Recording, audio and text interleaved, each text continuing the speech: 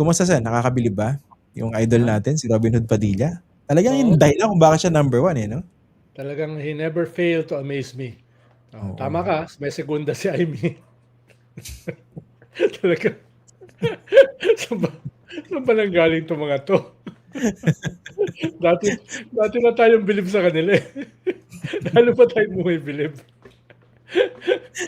Naalala ko Sen, no? Kay Idol Robin natin. Ah, Siguro naman nabasa niya yung ano, no? The Emperor's New Clothes. ah, Wala, wala pa talaga. nagsasabi sa kanya na, Sen, Ah. medyo, medyo mabantot po yung mga tanong nyo, ah. Wala pa nagsasabi ng gano'n? Hindi, iniwan na nga ng chief of staff eh. Sino pa tingin mo yung mga natira roon, mangangahas na bigyan siya ng advice. At saka Hmm. pinakamahalaga diyan, eh, number 1 daw siya, eh. Kaya, he can do no wrong. Oo. Ito na yung Mm, pansin ko kayo, siguro advice na lang. Although hindi naman tayo nagpe-presume na dapat makinig sa advice natin si Senator Idol Robin, no? Baka hmm. next time baka pwedeng bawasan niya yung action star face niya pag nagtatanong siya sa mga witness. Kasi parang gustong mambuntal eh. Parang gustong ano. Sumagot ka, yes or Oo, no 'di lang ba? ha. Basta yung 'Di oras ba? ko eh. Parang Tapos gusto yung manapak eh, boses no? yung boses lasing, "Siyang, Oo, siyang," gumagano, 'di ba? ah, May tuwang, eh, 'no? Oo, oo. Akala mo uupakan ka, 'di ba? Pag nagkamali ka ng sagot parang uupakan ka, eh, 'no? parang kung hindi na impeachment trial, parang ano yun eh. Kinekwelyohan yung witness eh, no? Ano? Ah, Oo, Mundo ka na ba? oo. Taga saan ka? Saan ka pinanganak? Nueva Ecija po. Saan ka Yan, nag-aral? nakapaglibot ka na ba? Ah, Out Nakapaglibot of the ka na barn. ng bundok? Ibang level talaga si ano, no, si Senator Robin, no? Talagang Oo, 'di ano ba? ba? Parang nasa ibang dimension ka magtanong eh, no? Oo, oo. Parang, parang lahat kaya niya i-bully, 'no? Oo, iba, no? Ibang klase. Oo. Pero number one eh, no? Oo. Actually, nung I've seen it all, no? I thought I had seen it all yung sa round one. Mm. Sabi ko, gusto ko na actually manawagan kanina, no? Nananawagan po tayo doon po sa nakahanap o kung makakakita man lang dito po sa lohika, dito po sa pagtatanong ni Idol Robin. Pero akala ko that was the worst, no? Pero may Oo. round 2. Yun ang hindi ko talaga kinaya, no? Yung pasalamat tayo dito sa confidential funds sa hindi maipaliwanag ni Sara Duterte at hindi natuloy yung pag-atake ng NPA, yung At anniversary mga ng terorista NPA at at saka NDF. pagkatapos niyang tawaging komunista siya. Ah. Na-imagine ko tuloy ano kaya sinasabi ng ano ng security service natin, ng Armed Forces o kaya Philippine National Police. Maraming salamat po. Thank you po, Ma'am Sara, dahil po sa confidential fund ninyo. At saka inisip ko sa no, sorry ang daldal ko, no? Hindi kaya ano lang yun, decision na mismo ng NPA, hindi mo na kami Oo. atake. Oo. Ang galing ng ating reservist. Reservist yan, eh. Idol talaga si Robin eh, no? Oo. Talagang saan niya Oo, hinugot lokal yun? talagang punong-puno ng confidence, 'no? And talagang ma-i-insecure ka, eh. Yung, kung hindi ka ma-intimidate, talagang guguho yung pagtingin mo sa sarili mo. Parang Oo. parang sobrang mali naman ako, 'di ba yung gano'n? Sobrang mali ako. Hindi bang ano, yung Oo, sa sobrang confidence niya kunwari sa isang kwarto 'no, para bang lahat tayo magse-second guess ng sarili natin. Oo nga, baka tayo yung oo. mali, Saan nga 'di ba ba? saan nga ba ako nag-aral? Saan nga ba ako ipinanganak? Saan ngang buong bundok ako nakapaglibot? Mapapatanong ka talaga, eh, 'no, ah, talagang yung self-awareness mo guguho, eh, 'no? Correct. Tsaka parang Mm. si Attorney Wamil, eh, 'no, parang siguro napaisip, bakit pa ako nag-aral ng abogasya? Bakit ako nagpakahirap mag-aral? Ganito lang pala, magiging Pero senador 'to. pero okey din siya, cool din siya, 'di ba? Yung, sinasagot niya na hindi siya nambabasta. Ako kasi 'pag tatanungin akong gano'n, talagang itatabla ko, eh. Pero si Mawamil, 'di ba, cool na cool lang Hmm, siya, 'di ba? correct Parang nga kahit saan hindi karapat-dapat, nagbibigay pa rin siya ng respeto. pero unfair kanina si ano, eh, si Senator Cheese, eh. Medyo tumaas Hmm, yung kilay ko ro'n, eh. Yung sinabihan niya si Attorney Wamil, don't argue with the senator judge. Dapat Mali. dapat Mali. yata ang sinabihan niya yung senator judge, don't cross-examine the witness. Oo nga. Manifestation lang eh. Manifestation lang eh. Mali naman si Cheese doon. Diba? Oo. Among others. Pero I won't go to that. Medyo tumaas lang yung kilay ko ng slight, no?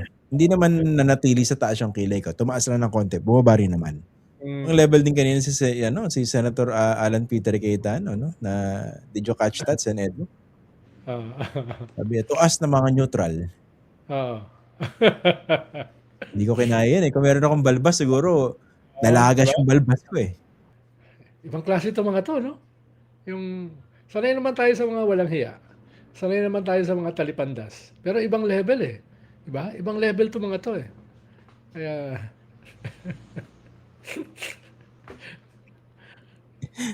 humabol pa yung tsahin mo, si Amy.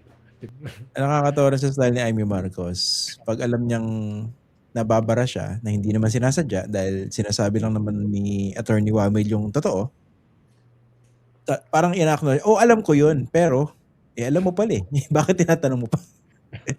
Actually, hindi mo alam. Diba? Actually, kung ako yung tingin mo makukontempt ako nun. Actually, hindi mo alam eh. Ginanon mo. Pero dapat kung meron dapat pagsabihan itong presiding judge, yung mga senator judges, Alan Peter, Amy, Robin. Si Robin pwedeng bulungan, boss. Alam ko number 1 senator ka, pero baka naman pwedeng lagyan ng konting kalidad. Ang problema pa sa mga ito, hindi man lang sila na-brief ng kanilang mga staff, ng kanilang mga abogado. Diba? Ano ba yung kwan? Ano ba yung mga alituntunin ng COA? No? Ano ba yung pinag-uusapan ngayon dyan? 2015-01 no? Na alituntunin, no? Na kinokontra pa ni Amy Marcos. Mainit ang ulo ko eh. Pinapanood ko eh. Kaya, buti ikaw, napatsagaan mo, no? Ako, lipat na eh. Saan banda? Hindi. I cannot afford to miss that eh. Kasi alam natin na kanina yung interventions itong mga senator judges eh. Nga lang, baka nagkakalimutan na tayo, no? Hindi pa rin po napapanagot itong si Senator Pia Cayetano doon sa kanyang splice video kay Chel Jokno. Ano yun, kalimutan na lang? Parang hindi pa niya tinatanggal eh. Tinanggal na ba niya? Hindi ko alam eh kung tinanggal na eh. Pero sa akin eh, wala man lang bang magsasabi dyan in open court? Medyo tahimik si Pia Cayetano na hindi nagtatanong. Hindi ko alam kung nandun siya kanina eh. Pero na yan, magpapalamig na lang? Magkakalimutan na lang? Baka parang si Lauren Legarda, no? 3 araw ng absent, di ba? Bakit? Para hindi siya masyadong tanungin ng mga media, no? Magaling naman siya umiwas, di ba? Mapaghandaan niya yung mga sagot, no? Diyan sa plunder case. Ganun ba? Ano man kailangan niya sagutin? Di ba napaka-busilak naman ng kanyang integridad? Correct. Kaya talagang unfair itong mga sinampas sa kanyang kaso. No? Tsaka ano ba naman yung conflict of interest doon? Nakakuha ng ganong kalaking ng ganong prangkisa yung anak mo, tapos ano ko ba nun? Finance Committee Chair? Anong masama doon? At saka nagsimula na 1 million lang yung capitalization, tapos biglang almost overnight naging 1 billion dahil kinwestiyon yung capitalization sa isang multi-billion peso project. Anong masama doon? Magic eh, biglang from 1 million naging 1 billion, di ba?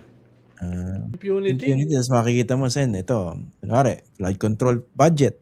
Kung saan dinala, di ba? Binulsa. Confidential fund. Kung kani-kanino binigay, hindi mo alam kung kani-kanino napunta. Diba? Diba? Malinaw yung yung mga datos na pinresent nitong nakaraang 3 araw. Malinaw eh. No? Talagang mismo itong mga kahit subukan nilang iharas, itong mga ICPAO representative ng COA, hindi naman lumambot. Talagang sinasabi nila, ang linaw-linaw eh. Ang linaw-linaw. Pag hindi mo na-liquidate, ginamit mo talaga yan. No? Yeah. Para sa iyong pansarili. na gastos. Kaya ka binibigyan ng notice of disallowance. Yun talagang presumption dyan. Ilang beses ka hiningian ng liquidation, ilang beses kang binigyan ng notice, tapos hindi mo pa rin nagawa. No? Tapos sasabihin ng iyong mga senator, judges for the defense na hindi namang, wala namang katibayan eh. Ayan ay napunta sa personal. No? Hindi nagbabasa to ng circular 2015-01. No? Tama. Linaw-linaw. Ito, ang presumption dito, ginamit mo para sa iyong pansarili. Pag hindi mo na-liquidate. Ito pa nga sa Edu, no? Ito, I hope na-imagine ng mga viewers natin to, no? Hindi ito yung first time na nakahawak ng confidential fund si Sara Duterte. Actually, mas malaki yung confidential fund niya Yung nung mayor mayor siya. ng Batangan. Okay? Hmm. You can only imagine kung paano yun niliquidate. Pangalawa, if at all niliquidate, no? Pangalawa, Yeah. Vice President, ganyan yung pagkakahawak niya sa confidential funds. Until nabiyak yung unit team. Parang na-imagine nyo ba sa mga viewers natin? Kung maging presidente pa yan, na kontrolado niya yung gobyerno, sino pa mangangahas magtanong dyan? At ano mangyayari sa pera natin? Yun ang isipin nila eh. Bakit ko sinasabi to? Kasi siya mismo nag-declare, hindi ba? Natatakbo siya sa pagkapangulo. Isang survey dyan eh, di ba? Medyo dumidikit daw yung yung sino bang dumidikit kay Vice President Sara Duterte. Oo, yung nagsabi na hindi siya tatakbo, dumidikit, no? Medyo mahalaga yan dahil sinabi niya hindi siya tatakbo pero dumidikit siya. Lalo na Paano ba siguro kung sabi? sakaling by some miracle ay sabihin niyang tutuloy siya o tatakbo siya, lalo na. Dahil sa ngayon kasi palagi natin pinag-uusapan dito, sinusukat yung Vice President sa presidente na negative ang approval ratings at saka hindi naman kandidato sa 2028. Of course, syempre mas mataas siya. Pero kung susukatin na siyang panimula doon sa willing siyang labanan sa 2028, I'm almost sure magsisimula na yan bumaba. Sa Talaga. ngayon, Ito. bumababa siya sa increments, di ba? Unti-unti, baba ng 5% yung kanyang approval rating, di ba? Baba ng ilang percent yung kanyang presidential preference. Dahil nga, wala pang nagsasabi na lalabanan siya. Ang tinutukoy ni Senator Edo rito yung survey ng Okta Research kung saan 43% yung nakuha ni Sara Duterte, 34% naman si Len Robredo, so 9 percentage points, no? Tapos 22% yung undecided. Malaki yan, ha? Sabihin, it can go either way or let's say kung magkaroon ng third or fourth candidate, no? So pag ganyan ba, mukhang dapat ba medyo mapaisip na itong si Sara Duterte? Or mukhang komportable pa rin siya? Well, minsan kasi iba-iba yung resulta ng mga survey. No? Nagkataon lang, itong sa Okta, ito lang yung medyo yung kanyang survey period, medyo umabot doon sa first few days ng impeachment. Nahagip. Halos lahat kasi malayo pa sa impeachment. Kaya ang hirap i-compare. Magkaiba parang apples and oranges. No? Tapos, of course, kailangan mo i-compare yan dun sa previous survey periods. No? Ikukumpara mo doon sa last year, ikukumpara mo doon sa last quarter, ikukumpara mo, di ba? Yun yung kailangan mong pag-aralan. Tapos ikatlo, ano ba yung substance ng survey? Nakikita lang kasi natin yung summary. Hindi pa natin nakikita yung kung paano ginawa. Di ba? Ano yung methodology, yung mga tanong. Usually, yung mga survey firms, magkakaiba yan. Kaya granular data. Oo, kaya mahirap naman sabihin na ito ay mas accurate kaysa sa iba. No? Kaya dahil magkakaiba ng survey period, probably magkakaiba rin ng methodology, no? Etc. No? Ang sinasabi lang natin, itong survey na ito, ang nakahagip pa lamang nung first few days ng impeachment. Ito yung resulta. May pagbaba sa trust rating na malaki. Relatively, no? Si Sara, 8 percentage points. Yung presidente, 4, 5 percentage points sa trust rating. Tapos, dito naman sa one-on-one na presidential preference, ay mas malaki yung binaba niya, 5 percentage points, bumaba rin si Lenny, kaya naging single digit yung kanilang agwat. Yung kanilang Hinay. agwat. Yes. Mm. But then again, ang mga surveys ay magkakaiba.